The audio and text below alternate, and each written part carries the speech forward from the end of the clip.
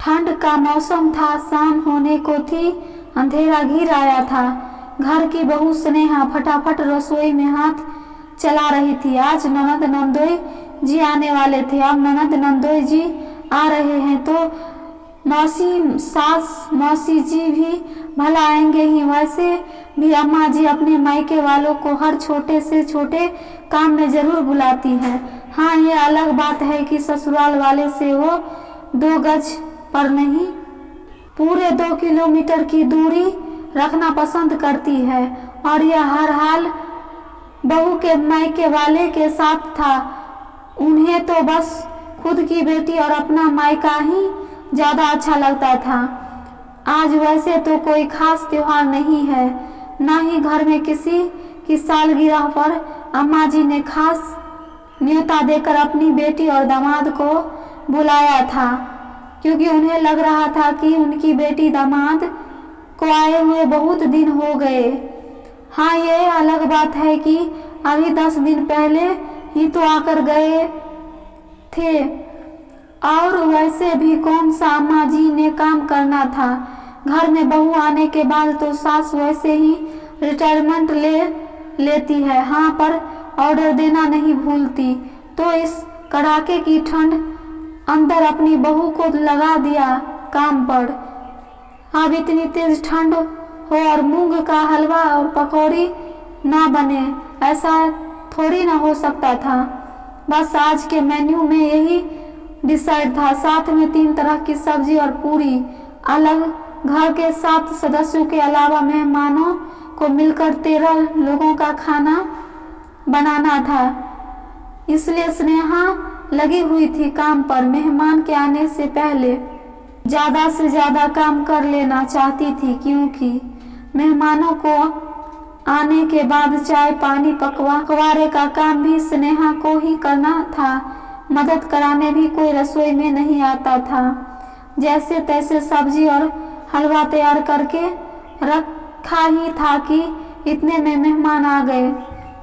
फटाफट गैस पर चाय का पानी चढ़ाया और ग्लास में पानी डालकर ट्रे में सजाकर मेहमानों के पास ले गई। पानी देखते ही ननद बोली, भाभी आपको इतना भी नहीं पता, बाहर कड़ाके की ठंड है, पानी कौन पिएगा। आप तो फटाफट चाय ले आओ। अपनी बेटी की बात सुनकर अम्मा जी बोली, अरे इतना सुहूर तो खुद ही को होना चाहिए। पर इसे क्या पता कि आज बाहर ठंड की है। ये तो रसोई में आराम से काम कर रही है, इसे तो गर्माहट मिल रही है। हालात तो ठंड में हमारी खराब हो रही है। सुनकर एक बार तो स्नेहा को लगा कि जवाब दे दें कि अभी 10 दिन पहले भी ठंड थी, तब वो सीधा चाय लेकर ही आई थी। तो यही ननद थी जो उस दिन भी उसे सुहूर सिखा रही थी। और यहाँ अम्मा जी कितनी बड़ी गलतफहमी में है कि कड़ाके की ठंड में बहू तो गर्माहट में काम कर रही है। अरे यहाँ पानी में हाथ देने में सबकी हालत खराब हो जाती है। यहाँ रसोई में काम करते करते कितने ढेरों बर्तन निकालते हैं, कितनी बार सब्जियां धोनी पड़ती है।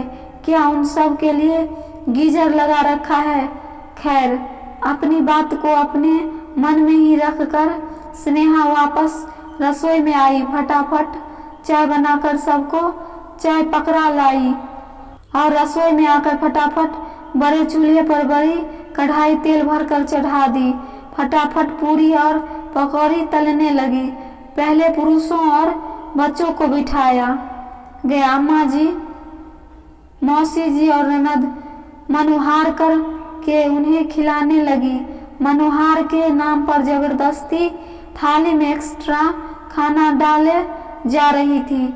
जब पुरुष और बच्चे खाना खाकर उठे तो थाली में काफी कुछ जूठन पड़ा हुआ था।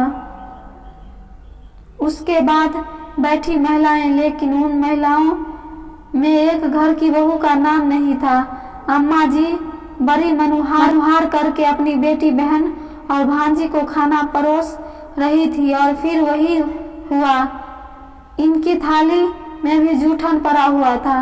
मौसा जी अपने परिवार के साथ खाना खाकर रवाना हो गए, पर ननद और नंदोई अभी भी वही थे। अभी स्नेहा का खाना खाना बाकी था। इतने में अम्मा जी ने स्नेहा को आवाज लगाई, अरे बहू, थोड़ा खाना अपनी ननद के लिए भी बांध देना। कहाँ सास ससुर और देवर के लिए जाकर खाना बनाएगी।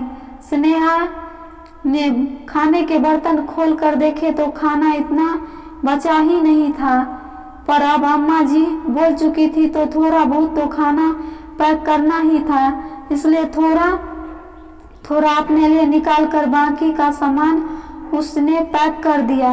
इतने में अम्मा जी रसोई में आई और पैक किए खाने को देखकर बोली, अरे इतना सा खाना ही पैक किया है, इससे तो सिर्फ 2 लोगों का पेट भरेगा। तुझे अंदाजा नहीं है क्या, या फिर पकवान अपने माँ बाप के लिए रख लिए? अम्मा जी की बात सुनकर स्नेहा बोली, नहीं अम्मा जी, खाना इतना बचा नहीं खत्म हो गया। इतने सारे लोग का खाना बनाया था, खत्म कैसे हो गया? मेरे हाथों से तो कभी खत्म नहीं होता था। इतने में अम्मा जी नजर उस थाली पर पड़ी जिसमें स्नेहा ने अपने लिए थोड़ा थोड़ा खाना निकाल कर रखा था। उसे देखते ही अम्मा जी के माथे पर सिलवटें आ गई और स्नेहा को डांटते हुए बोली, अलग से खाना क्यों निकाल रखा है? अम्मा जी, मैंने अभी तक खाना नहीं खाया है। मैं तो अपने लिए खाना निकाल दिया और बाकी का पैक कर दिया। तेरे बाप के घर से लाई थी जो खाना अलग कर रखा है। अरे घर की बहू वो होती है जो अपने ससुराल वालों की इज्जत के लिए कुछ भी कर जाए। एक दिन दूध पीकर नहीं सो सकती थी, चुपचाप से खाना पैक कर दे। मैं बाहर बोल चुकी हूँ, अब तो ये खाना बिटिया के घर ही जाएगा। अम्मा जी की बात सुनकर स्नेहा हैरानी से अम्मा जी को देख रही थी। कोई औरत इतनी निष्ठुर कैसे हो सकती है? बेटी ससुराल जाकर खाना न बनाए, उसे परेशानी न हो, पर बहू की भूख से इन लोगों को कोई लेना देना नहीं था। स्नेहा देखती ही रह गई और अम्मा जी ने वो थाली भी साफ कर पैक कर दी। जब तक स्नेहा पूरी तरह से होश में आती तब तक ननद रानी खाना लेकर जा चुकी थी, पर स्नेहा उन लोगों में से नहीं थी, चुपचाप रह जाए। बस उसने इस तरह के व्यवहार की उम्मीद नहीं की थी। घर के बाकी सदस्यों को तो पता भी नहीं था कि खाना खत्म हो चुका है। अम्मा जी तो थकावट का बहाना कर अपने कमरे में जाकर आराम करने लग गई। अभी सब सोने की तैयारी कर ही रही थी कि इतने में डोर बेल बजी। सब हैरान रह गए कि इस समय कौन आया होगा। खुद बाबूजी ने आकर दरवाजा खोला तो सामने एक लड़का खड़ा था। उसने बाबूजी से कहा, मैं डिलीवरी बॉय हूँ, आपके घर से खाने का ऑर्डर था। उसकी बात सुनकर बाबूजी बोले,